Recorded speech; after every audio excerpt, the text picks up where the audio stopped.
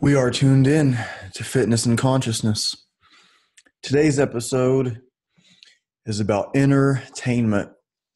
I-N-N-E-R, tainment. I'm going to be looking at this from several perspectives. And early this morning, I got a message that my ex's grandpa died about 2:30 in the morning. And he was 88.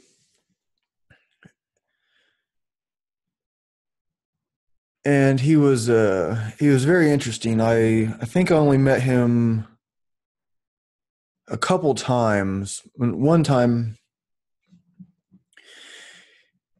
my girlfriend at the time, she brought her tape recorder with her, and she was recording some of his story and her grandma's story. And I think this is a very, very good thing to do. We don't know how much time we're going to get here. So if you could record your grandparents, your parents, your kids, people want to share their story. And sometimes we need an invitation. I think a lot that just goes unsaid for people. They maybe don't feel like they have the right outlet, or the people that are going to hear them are going to make fun of them for their beliefs. And this was the case with my ex's grandfather, and he had a story of when he met Jesus, and Jesus was this a black guy that he met, and I don't remember the exact story. It was about a year ago that I heard it, I think, and he started to tell his buddies about it, and they made fun of him.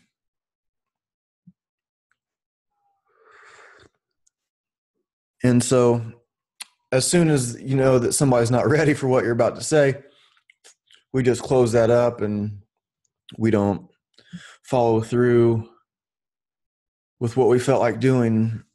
And so I thought it was cool that when we went to talk to him, the whole idea was for him to open up and tell these stories that are what some people would think are crazy. Did he really meet Jesus? I don't know, but I believe his story. And he had another one where he thought he was getting messages from the fifth dimension. And it could have been, maybe likely have been, just like these internet pop-up things. He was like 88 years old. And so he got this message, and it seemed like it was for him. It answered the questions that he wanted, that he had been wondering about. And, you know, maybe if somebody in their 20s would have got it, they understand how the internet works better. Maybe they would have just said, oh, here's another silly pop-up. But to him, it meant something. And what if it, even if it was just some pop-up thing, you know, like there's like a friend of mine sent me like this new age BS generator, and you press the button and it gives you some new age BS stuff. And but like, what if it was that, but it was still true? Like, what if it was still real, even if it was fake? And you know, so his experience not being, you know, being able to get on the internet and do stuff, but maybe not understanding that, yeah, this stuff just pops up. And but it affected him quite a bit. It even said that he was going to die in like 3 months, and that was pretty sad. And he didn't. I think it said that he was going to die in February of last year. And so I think he had, the month right, but I'm wrong, I think is how it went. But so it was cool to be able to be with him, and him knowing that I'm somebody he can share his story with and not think he's crazy. Even if I think this was probably just an internet pop-up thing when he's telling that part of the story, when he's talking about how he thinks he met Jesus. Okay, well, I think I met an angel. Here's that story. Okay, so we're the same here. I'm not you can be like, oh, this old crazy guy. No, he could very well be right. And maybe there's, even if he's not right, maybe if he didn't meet Jesus, maybe if I didn't meet this angel, maybe there's some wisdom in the story anyway.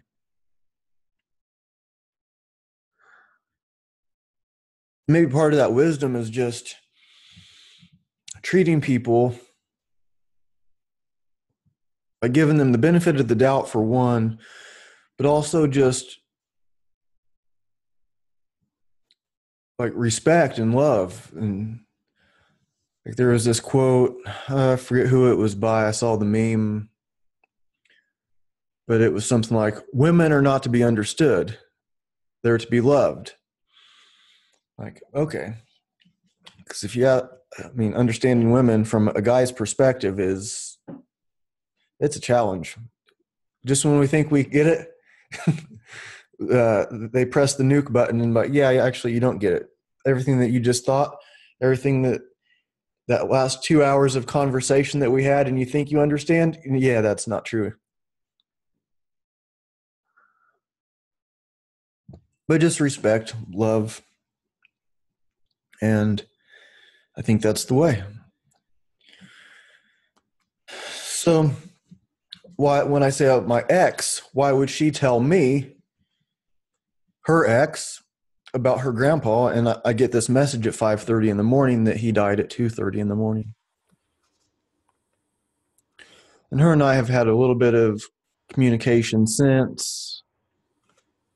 I've talked about her on the show, and she's actually mentioned coming on the podcast to talk about conscious relationships after a breakup. I made some comment about a long walk on a short pier, and so who knows? That may happen. We'll see how that goes. It'll be so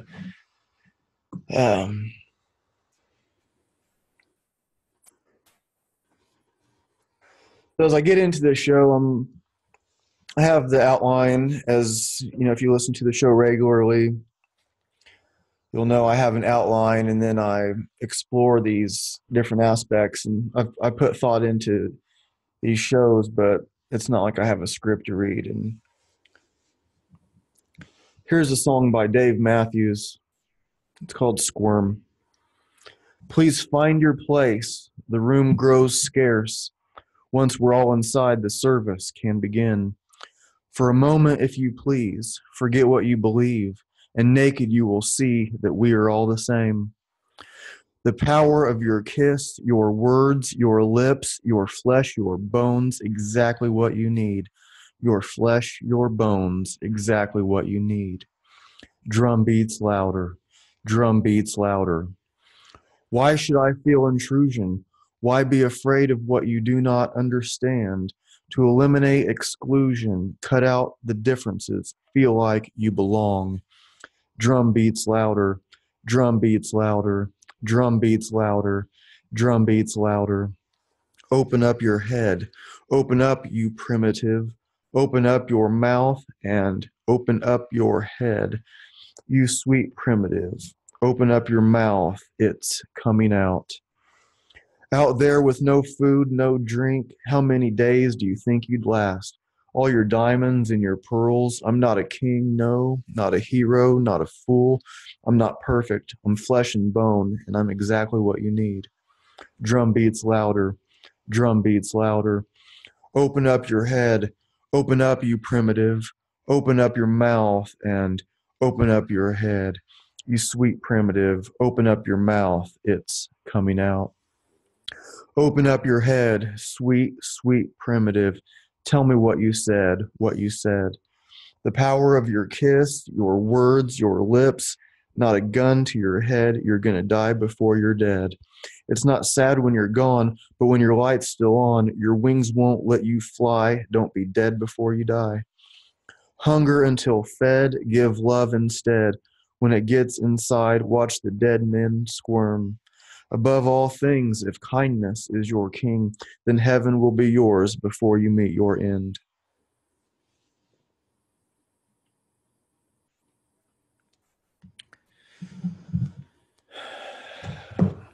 I have a class playlist for my strength and conditioning class, and that was the first song that randomly came up today.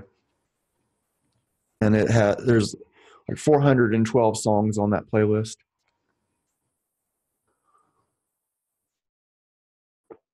That was the first one. So entertainment. Well, before I get into that anymore, this show might be different than what I thought, because even though I was making out this outline, I was kind of having some trouble. And then once I started thinking more about the death and my ex's grandpa, and I kind of like decided, I'm not going to record tonight. And then I started thinking about this stuff, and I thought, okay, now the show is ready. Now I'm ready, because I don't do a show unless I pretty much have it together.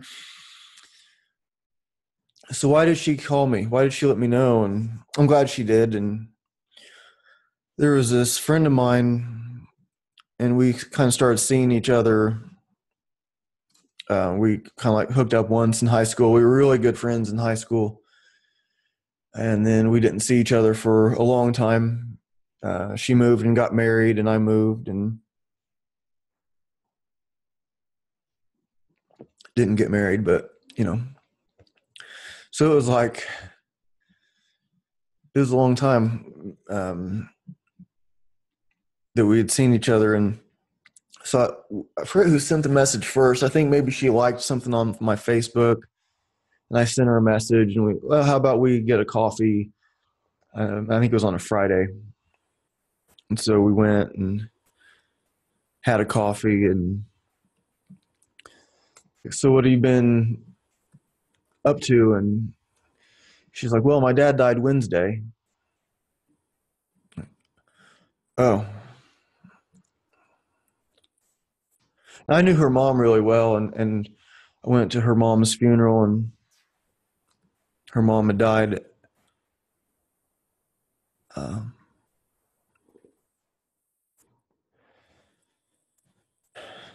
But after that, her mom died. Sorry, her mom died later on. But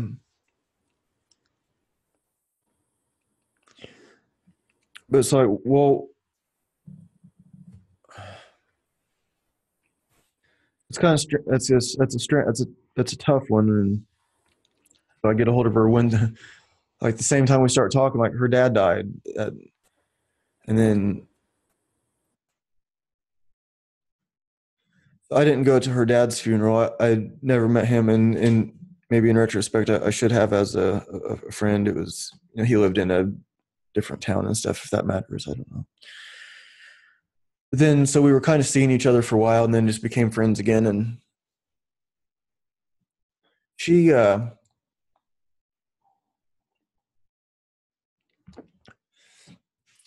she's somebody that we still talk sometimes.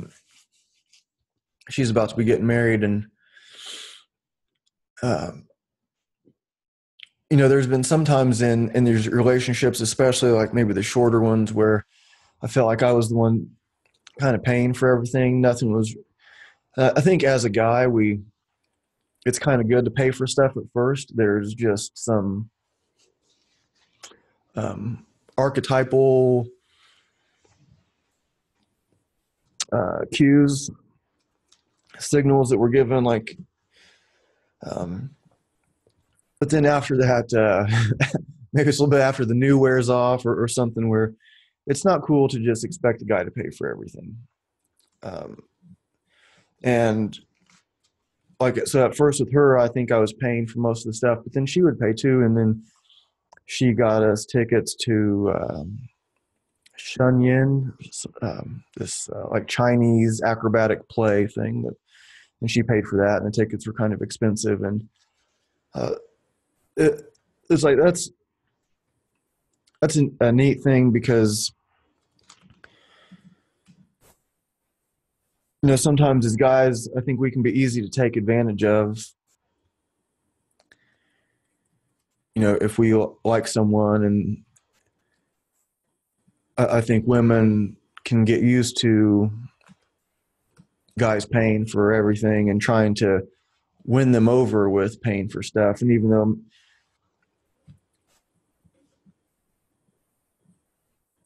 that's generally not the way, but I do think generally guys should start off paying for the dinners, but then it's not cool if the women don't reciprocate.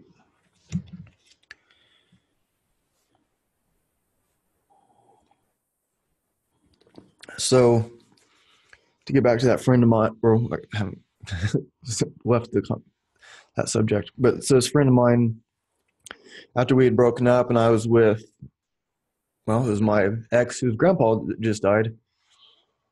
We were leaving this concert. We went to the Lone Bellow concert downtown Indianapolis, and we get out and we get back into the car, and I get a message from her that her mom just died. And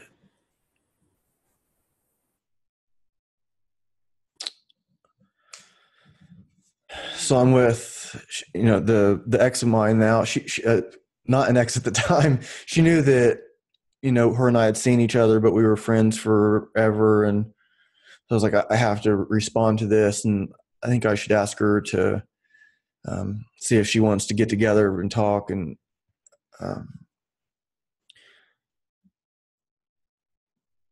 so we went to her funeral, and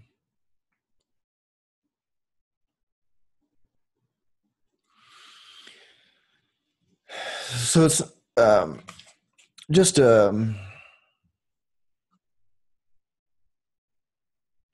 interesting time of reflection that death gives us. It's like, man, that's gonna happen to me. Like one day, somebody's gonna be making the call that, yeah, they found me dead.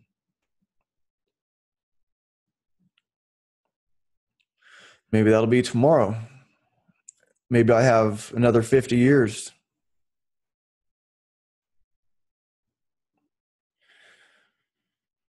But as these girlfriends, lovers become exes, I know that I'm doing something right when they call me about this kind of thing. So even though these relationships didn't work out, it's not because I'm some dirtbag, or they are, or it's just like some things just don't work out like that. But you still recognize this person as good and someone that you can talk to. And I think there's another imbalance of what I have, and maybe I like it this way, that people will talk to me about these things. And sometimes when I might kind of like throw a hint out, or maybe not so much of a hint, just say, oh, I want to run some stuff by you. I'm thinking about changing this thing in my business, which I did just a little bit ago, and to someone, and I didn't get a response. And that kind of thing has happened before. Same person, imbalance of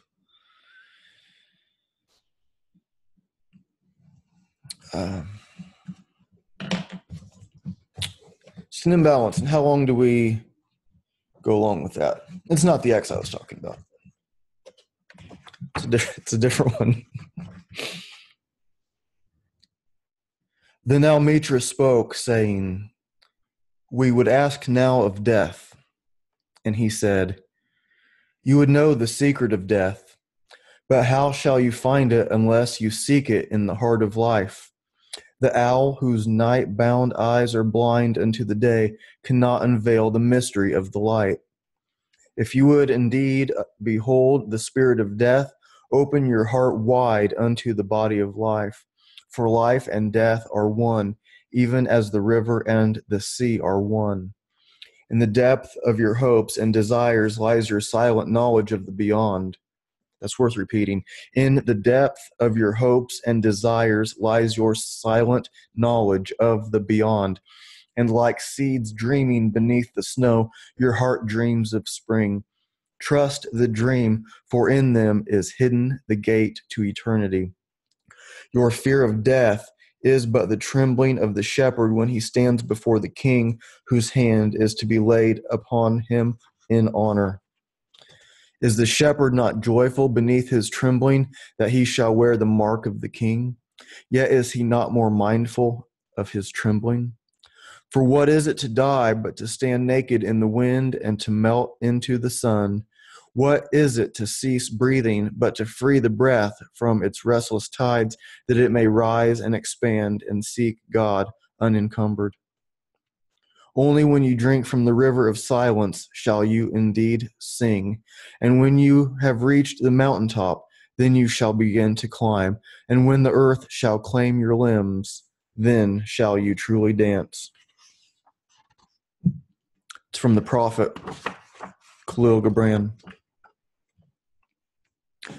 And a youth said, "Speak to us of friendship." And he answered, saying, "Your friend is your needs answered. He is your field which you sow with love and reap with thanksgiving. And he is your board and your fireside, for you come to him with your hunger, and you seek him for peace. When your friend speaks his mind, you fear not the nay in your own mind, nor do you withhold the a. And when he is silent, your heart ceases not to listen to his heart. For without words, in friendship, all thoughts, all desires, all expectations are born and shared with joy that is unacclaimed. When you part from your friend, you grieve not, for that which you love most in him may be clearer in his absence as the mountain to the climber is clearer from the plain. And let there be no purpose in friendship save the deepening of the spirit, for love that seeks aught but the disclosure of its own mystery is not love, but a net cast forth, and only the unprofitable is caught. And let your best be for your friend. If he must know of the ebb of your tide, let him know of its flood also. For what is your friend that you should seek him with hours to kill? Seek him always with hours to live, for it is his to fill your need, but not your emptiness. For in the sweetness of friendship let there be laughter and sharing of pleasures. For in the dew of little things the heart finds its morning and is refreshed.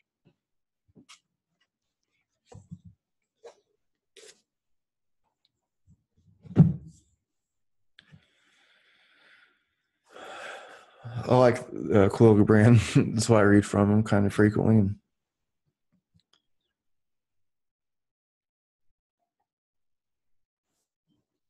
It was in reading that let me know that I was ready for the show today, after thinking I'd put it off because it just wasn't coming to me. So where do we get this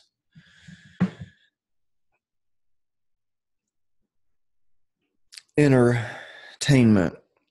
I'm not sure how good of a job I'm going to be doing linking these ideas, but it seemed like there was something, because, well, what is it about me that can even have these exes come to me with these things? And my daughter still talks with one of my exes, and sometimes she knows more about her than I do, and I think that's okay.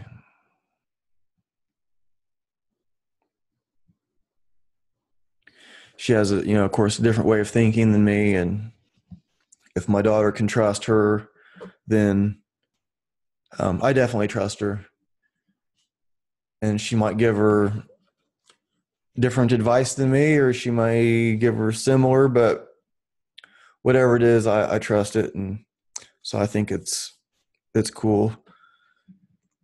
So in all these things, I must be doing something right. And I think with the Inner-tainment, so Inner-tainment, you have like inner strength, inner peace.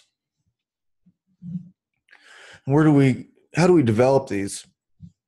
I think a lot of it can kind of come from the training that we do, like Zen meditation, I believe can help a lot. I don't spend a lot of time meditating these days. There's times when I was doing like an hour a day regularly, and maybe sometimes more.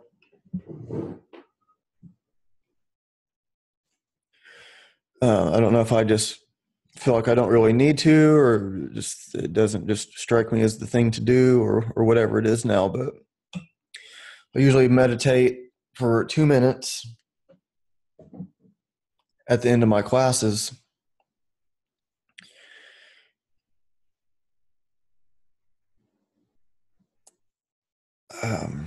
And so when we sit there in meditation, we learn to not have a physical reaction to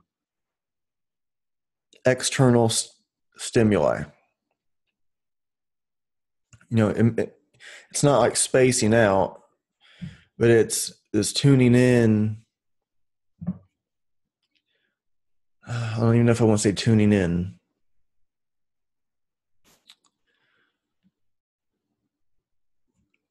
It's a concentration and awareness that we might still hear the dog bark outside, and that bark is going to set off a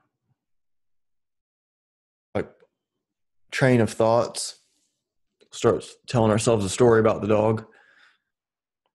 But you shouldn't tell yourself a story. You should just get back to your posture. Maybe some kid will make noise and then start to get frustrated. Oh, I wish he'd be quiet.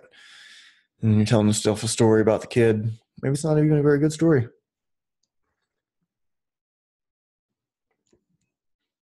But you hear nature and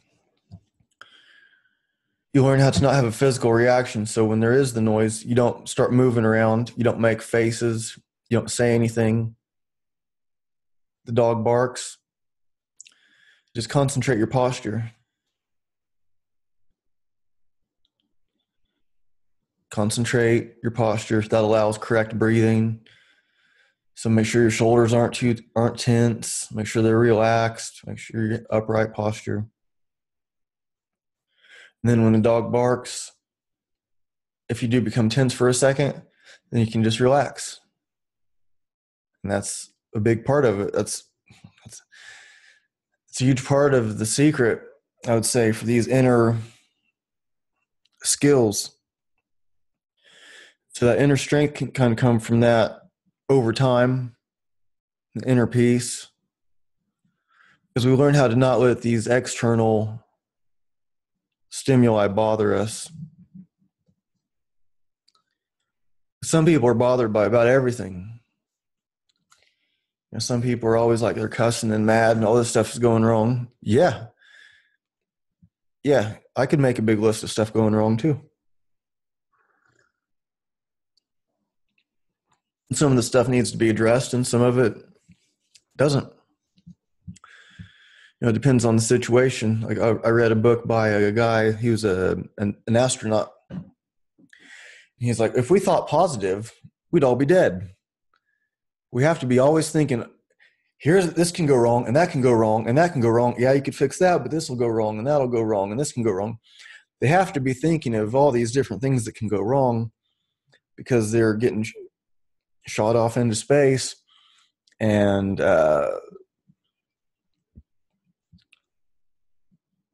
one mistake mean people die. he was talking about, that kind of thing. But, for our most earthbound um, lives, we don't have to be quite so pessimistic. We should still be able to see things and not when the bad things do happen, not make it worse by having these extended physical reactions to it, and the stress and the cussing. Let it come, let it go.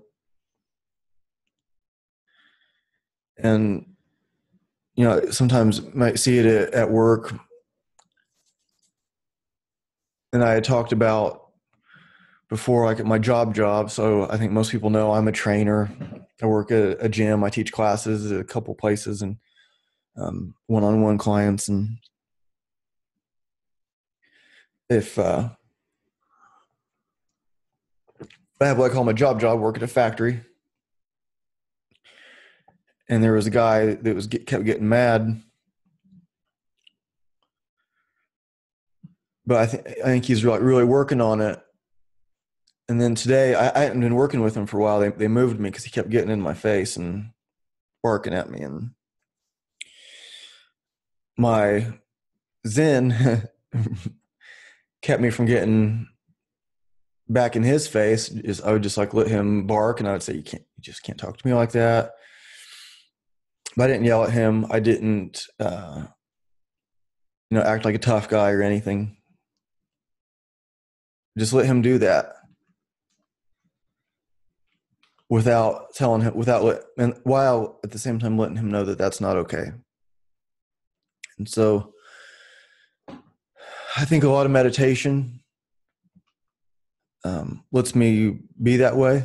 And I'm not perfect at it. I've been frustrated. The last time I remember I'm pretty good at it though, really. I mean, last time I was really frustrated, it was like the coldest night of the year, just a few days ago.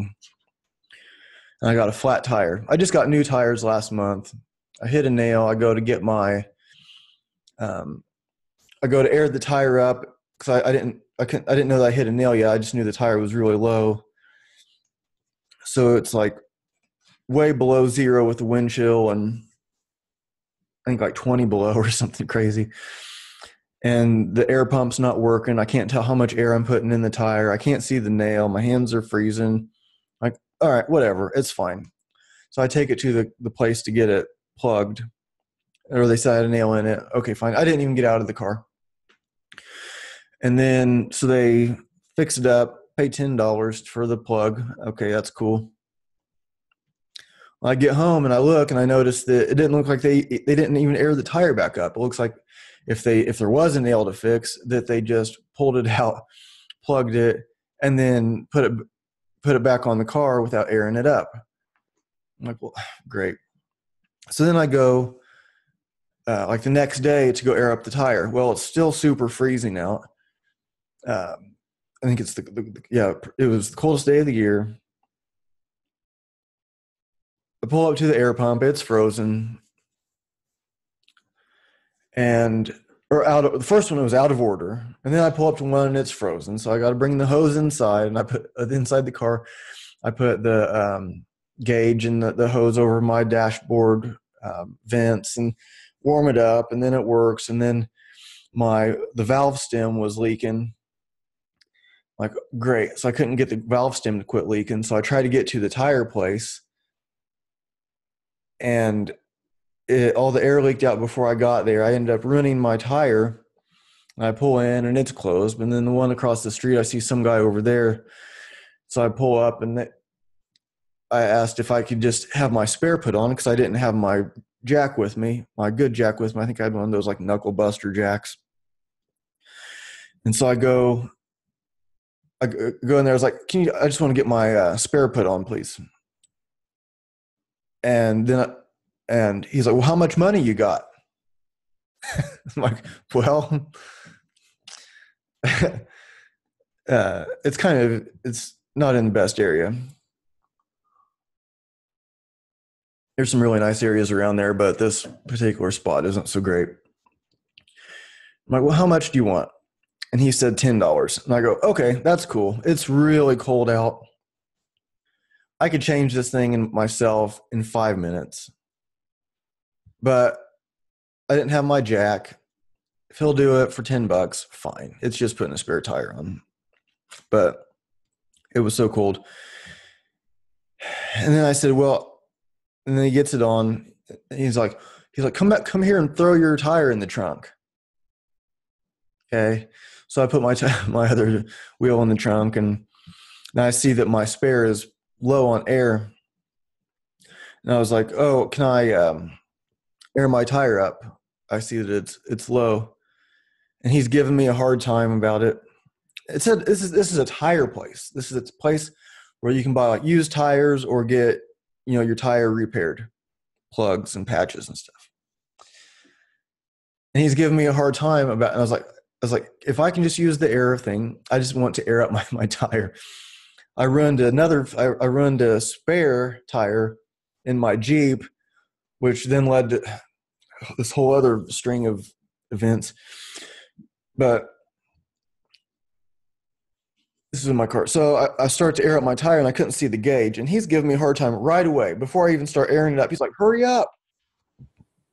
This is a tire business. I'm like, man, dude, just give me a minute here. And then so I'm airing it up, and I try to see the gauge on the machine. Because I'm parked, I can't see it. And I was like, oh, I can't see how much air I'm putting in. He's like, I know. I'm like, dude, this is a tire place. Why are you giving me such a hard time? And yeah, it's freezing cold. But anyways, I couldn't tell how much air I was putting it in. It's really easy to overfill them. So I put in what I thought would be okay, and I went and got a new tire the next day. Mine was still on this warranty. They prorated my warranty. It wasn't such a big deal. But at the time, it's pretty frustrating. But I'm pretty good at not letting it linger. So other ways that we can start to develop this inner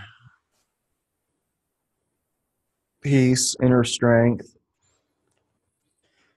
Inner strength is maybe how we're dealing with those situations. And inner peace kind of plays along with that. It's very similar. I don't think I've explained inner peace to everyone. But one way that seems to work is yoga, internal martial arts, and like qigong and tai chi. But yoga is, I think I might do a show on yoga. I might make it pretty harsh, and I might make it pretty soft, both at the same time. But I think yoga is a great science for developing these inner strengths and inner peace, and be able to get through what it is that we're trying to get through. It gives us the skills to do that, being mindful in our movements, being mindful with our breath, being mindful in how we're dealing with people, including ourselves. I don't think I'm going to linger too long on the yoga part. I think I'm going to do a show on it. I talk about yoga all the time, but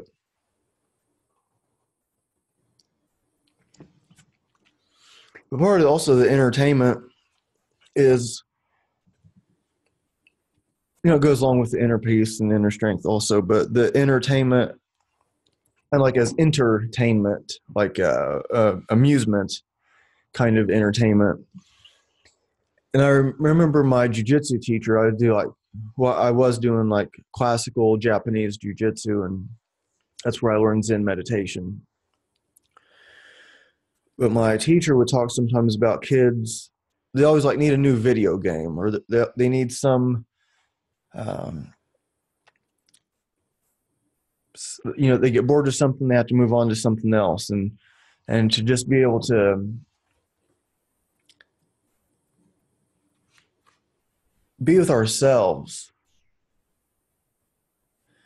Can we just sit and try to quiet our mind, or just think through stuff, think through things ourselves. I don't think there's anything wrong with thinking. sometimes when we get like caught up in the meditation stuff and the yogas and the zens, and we think we should stop thinking, learn how to stop thinking, and that's probably I learned how to like slow it a little bit. But if we can just not turn on the TV, how long can you go without messing with your phone?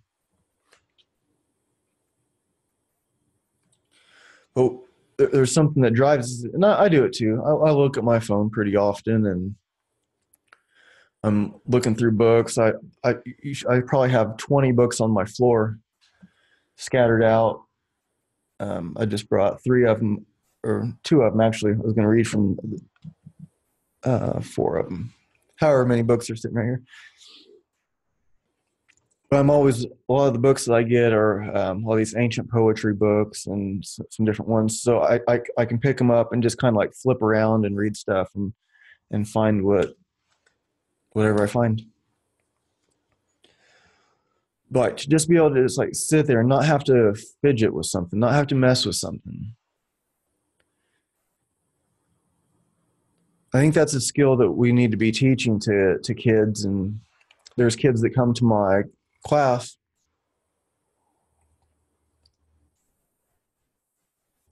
and they're doing the meditation also. I used to have a kids only class, but I canceled that. It was really popular, and then like the two kids that were coming regularly were ready for the adult class anyway. So I just, anyways. But through these things, we can learn how to have like the right action and reaction.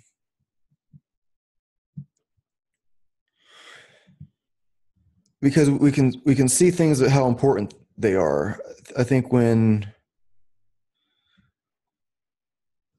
we're always like running on red, we're just all like, everybody's so busy and we all have so much to do. And I do too. I have, it's midnight. My alarm goes off at 4 a.m. 5 till 4, 3:55 a.m. My alarm goes off. I'll work until 1. I'll get home about 1:30. I have clients starting at 4:30. And then, so yeah, busy. And then I'm preparing for another show this weekend, and I'm have all these things going on. Yeah, we're all busy. Everybody's so busy. And it's like when we have like some downtime, and I see it like at the break time at work, people go sit down for break, and everybody has their phone out. Everybody gets their phone out and start messing around on. I do it too. But sometimes I try not to, just to, like there was one time I brought my old phone with me. I was in a hurry leaving, and I grabbed my old phone so it wouldn't work. And so I was at work without a phone.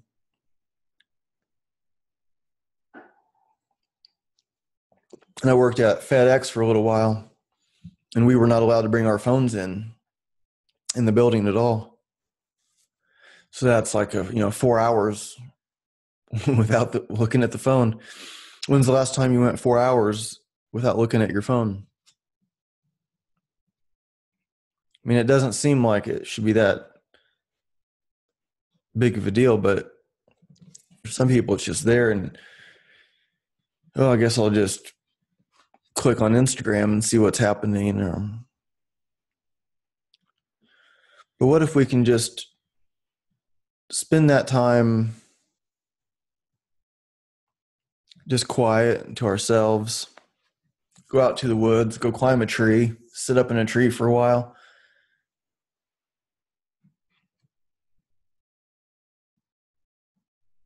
and just observe.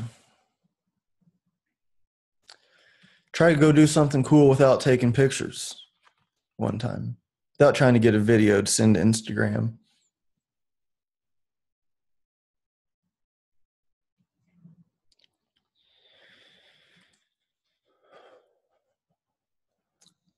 But I think through these,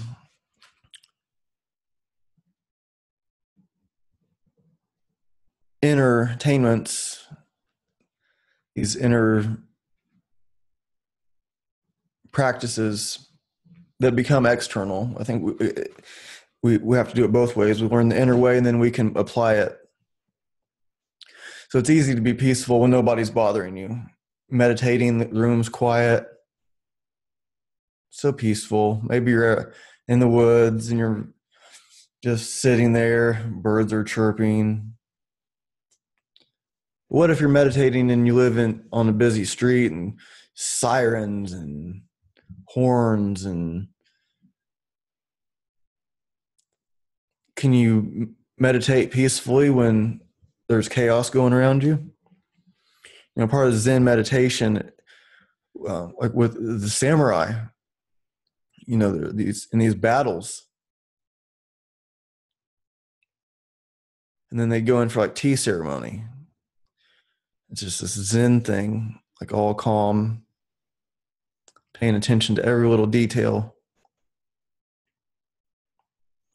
It may or may not be, well, it's kind of related because it's samurai. But my jiu-jitsu teacher said that, like, if somebody killed a samurai, if another samurai killed another one, if the one that he killed, if his fingernails were dirty, then that wasn't really a good kill, because that guy he's not mindful of. So if you kill a samurai and his fingernails are dirty, it's like, maybe that guy wasn't so sharp. It's not a good kill. It's kind of a weird thing to throw in. I do have a little bit of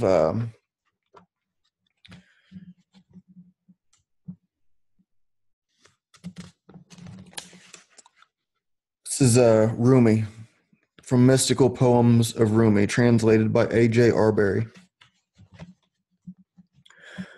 I have come so that, tugging your ear, I may draw you to me.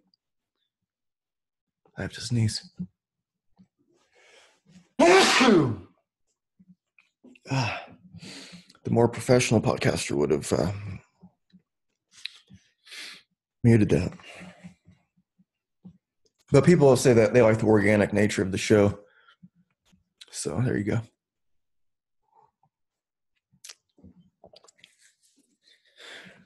I have come so that, tugging your ear, I may draw you to me, unheart and unself you, plant you in my heart and soul. Rosebush, I have come a sweet springtide unto you, to seize you very gently in my embrace and squeeze you. I have come to adorn you in this worldly abode, to convey you above the skies like lovers' prayers. I have come because you stole a kiss from an idle fair, gave it back with a glad heart, master, for I will seize you back. What is a mere rose? You are the all. You are the speaker of the command, say. If no one else knows you, since you are I know you. You are my soul and spirit. You are my Fatiha chanter. We come together the Fatiha, so that I may chant you in my heart. Sorry about those pronunciations. You are my quarry and game. Though you have sprung from the snare, return back to the snare. And if you go not, I will drive you. The lion said to me, you are a wondrous deer. Be gone. Why do you run in my wake so swiftly? I will tear you to pieces. Accept my blow and advance forward like a hero's shield. Give your ear to naught but the bowstring, that I may bend you like a bow. So many thousand stages there are from earth's bounds to man. I have brought you from city to city. I will not leave you by the roadside. Say nothing, froth not. Do not raise the lid of the cauldron. Simmer well and be patient, for I am cooking you. No, for you are a lion's whelp hidden in a deer's body. I will cause you to suddenly transcend the deer's veil. You are my ball, and you run in the curved mallet of my decree, and I am making you to run. I am still running in your track.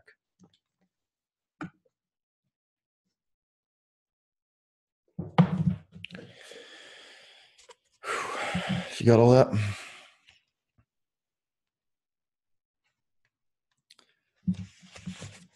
See if you can guess who wrote this.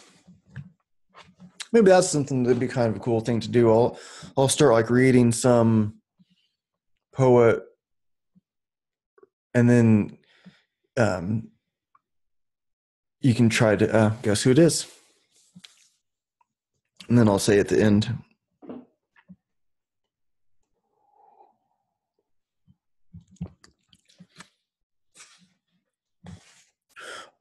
I am troubled immeasurably by your eyes.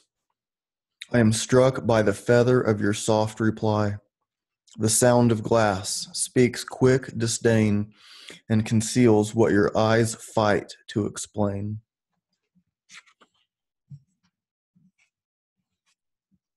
She looked so sad in sleep, like a friendly hand just out of reach, a candle stranded on a beach, while the sun sinks low, an H-bomb in reverse.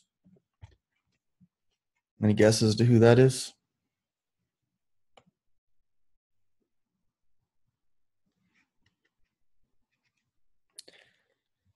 Did anybody pick Jim Morrison? You'd be wrong.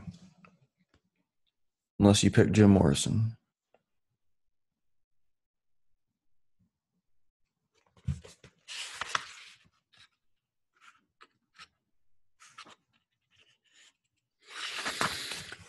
The wolf who lives under the rock has invited me to drink of his cool water, not to splash or bathe, but leave the sun and know the dead desert night and the cold men who play there.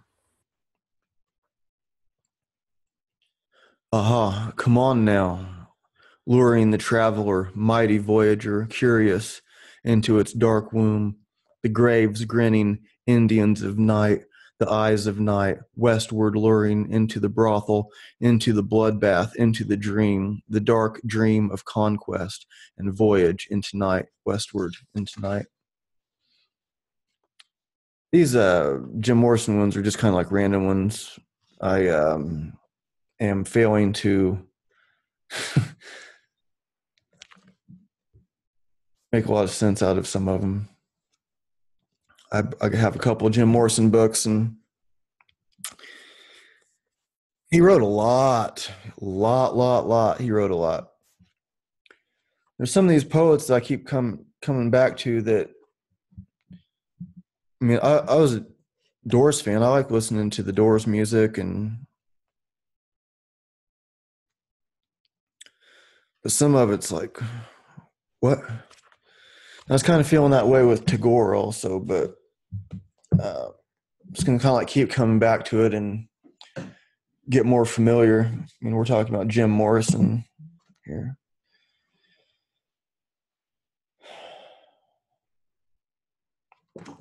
But just thought I'd throw that in there. A little out of the blue, kind of. It's from the book Wilderness, The Lost Writings of Jim Morrison, what I just read. Wilderness, Volume 1. I'm going to wrap the show up here, and it's definitely different, especially the bulk of it, how I was planning on it. I had like the idea for Inner-tainment, INNER-tainment, and I guess in a way it all did make sense, because when we have a practice,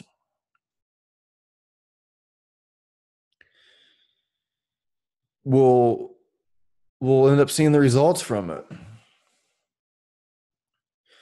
And if my practice leads me to being the kind of guy that, you know, even if it's an ex-girlfriend or an old friend, if it's someone I haven't talked to for a long time and they have some major event happen, like their mom died, their dad died, their grandpa died, and I'm somebody that they can talk to about it,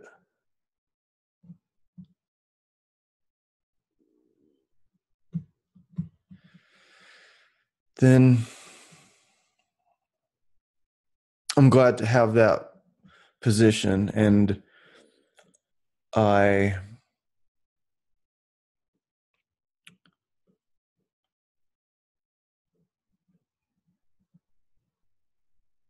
appreciate when people talk to me about that kind of stuff, because I'm not real good at like small talk sorts of things.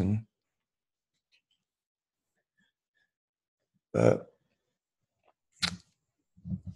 um, yeah, I guess I'll leave it at that. Thank you everyone for tuning in, and I will talk to you soon. I think the next show will have a pretty cool guest. I'm pretty sure that's the next one. I think I might have well, I won't say who it is, but some cool guests coming up for sure. The show keeps growing, and I'm very grateful.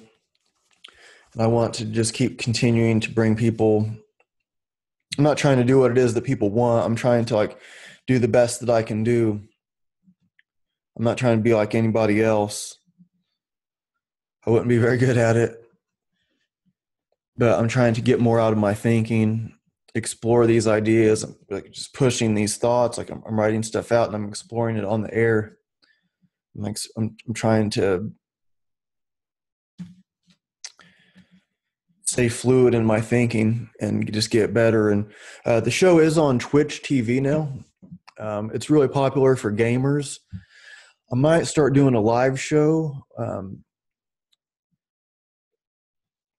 not for sure, but I'm thinking like maybe Sundays at 8 Eastern time. I'm not for sure yet though. I'll talk about it later, and I might start doing like YouTube live. It'd be interesting to do some live stream. I record the show with no editing anyway, so it's very rare that I even hit pause or anything like that. So I think it might be interesting to see, and then I'll be able to, like on Twitch, I'll be able to see people's comments, and so I might do some shows where I can see these comments, and maybe I can address what people are talking about or respond to the listeners in that way. So that may be an interesting thing. Twitch TV, it's called Fitness and Consciousness there also. It is on YouTube now. Most people, the vast majority of people are just listening, which is perfectly fine, perfectly great. But maybe it's because some of them don't know that there is a show on YouTube. It's the Fitness and Consciousness YouTube channel. You can look it up on Patreon and find the video. So anyways, thank you for listening. We'll see you next time.